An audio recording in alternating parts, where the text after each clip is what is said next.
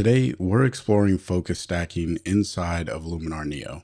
Now, this is a technique that some people get a little confused with, but Luminar makes it really simple to do. Now, of course, if you don't have Luminar Neo and you want to pick it up, you can go over to the website. They do have a sale going on right now, and you can save a little bit of extra money on the sale price using coupon code FWP10. That is an affiliate coupon. I do make a small commission from everyone who uses it, but it's at no extra charge to you, so it's a win-win.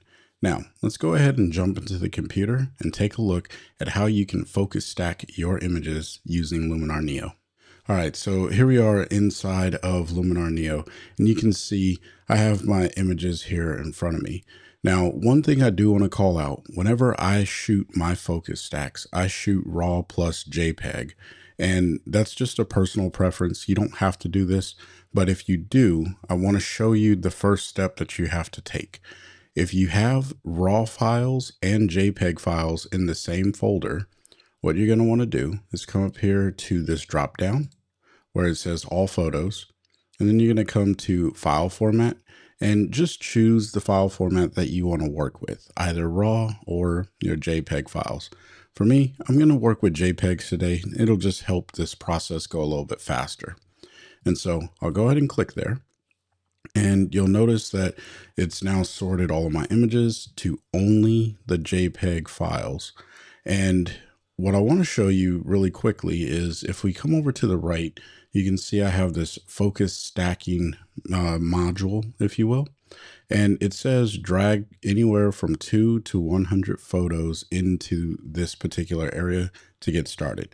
And so if you're trying to focus stack more than 100 images, you're not going to be able to do that, but it's good to know what your limit is.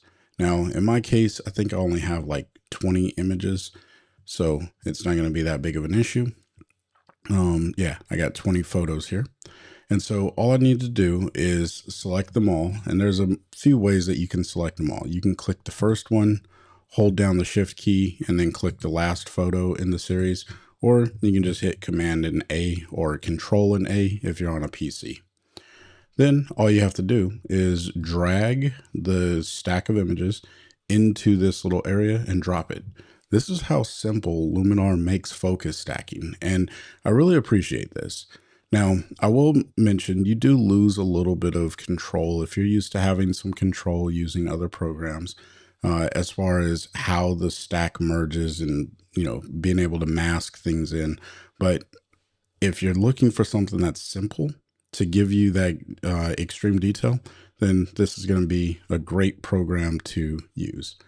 With that being said, you have a few options here. There's this 3-dot menu.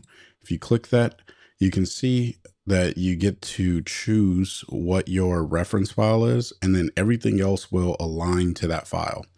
Now, for me, I usually just go with the first one in the stack. And so I'm going to go with AR50, or I'm sorry, 01. I just got that one backwards. So to change that, I'll just click this drop down, and then I'll go find the first one in the stack.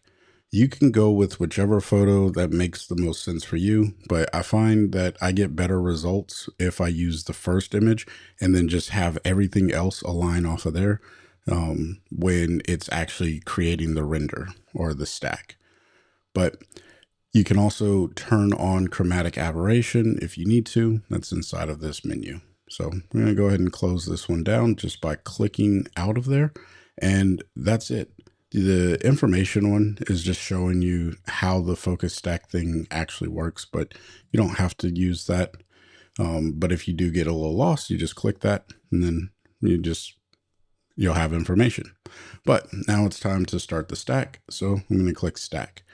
Now, this does take a little bit of time based off of the processing power of your computer. I'm going to fast forward to when this is completed because it does take a little bit of time. All right, so the stack has completed, and it took about 2 minutes and 30 seconds, give or take. And I do have a few things running on my machine. And so just keep that in mind. If you have things running in the background of your computer, it can take a little bit longer. But it did take about 2 minutes and 30 seconds to stack those 20 images. Now, let's go ahead and take a look at how well it did. The stacked image is right here. The first one was just a little test that I did. And we will hit the spacebar key, and you can see there's a lot of detail on the surface of this mushroom. Now, it did miss the front portion of the mushroom, but that's probably because I didn't have any images that were in focus for the front portion of the mushroom. But overall, this is a great stack.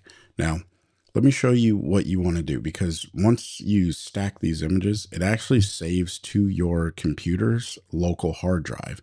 And you may not want to store images there, especially if you're trying to look for them later down the line. So to move an image, you first want to find the focus stacking folder. And again, this is the folder that's located on your hard drive, your computer's hard drive. And so I want to move this to the external hard drive where all of those individual raw files were located. And so that's going to be inside of this folder that says Mushroom Stack 1. And that's a subfolder to this Creekside Images folder. Now, the note about this particular folder is this exists on a external hard drive, and that's where I want to keep all of my photos right now.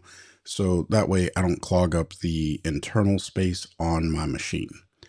To move it, it's very simple. You click, you drag, and then you drop it into the folder that you want it to go to. Now, you'll notice it leaves the focus stacking folder. And if I come over here to the Mushroom Stack 1 folder, and I unfilter this, because remember, we filtered those images to JPEG only. I need to come down here to the file format and then click all, and then, or I'll just reset the filters, make it simple.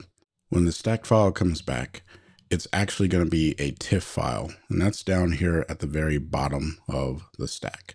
And so again, if I hit spacebar, you can see exactly what we get there, and we're back to being able to edit the image. And I've moved it off of my hard drive and onto my external drive. Now from here, it's like any other working process inside of Luminar. You can come to presets and you can add whatever preset you want. So maybe I want to use something in the nature collection for this particular preset, just to build out a look on this image. So maybe distinctive drops, and look at that. I now have an edit on this photo that I just stacked really easily inside of Luminar Neo. So there's how you focus stack using Luminar Neo. Hopefully that was a simple follow through for you.